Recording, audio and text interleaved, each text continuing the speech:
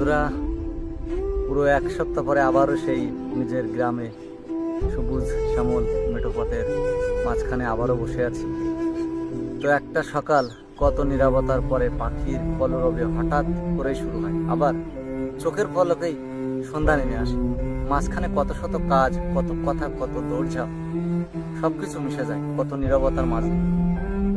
আসলে শুধু আমি না, সব মানুষই ভাবে অনেক সময় আছে তাদের হাতে, অনেক কিছুই করতে পারবে, অনেক দীর্ঘ নিঃশ্বাস নিয়ে তারা বাঁচতে পারবে, কিন্তু দিন এবং রাত্রি ফুরিয়ে যায় একাধারে। যে কাজটা পরে করব বলে ভেবে রাখি, সেই পরটা আর কখনোই আসে না। একটা মুহূর্তেই বদলে যায় সব হিসাব। জীবন তখন শুধুই ফুরিয়ে যাওয়া একটা গল্প মাত্র। সেই গল্পের মোড়েই দাঁড়িয়ে থাকে জীবনে না আমি।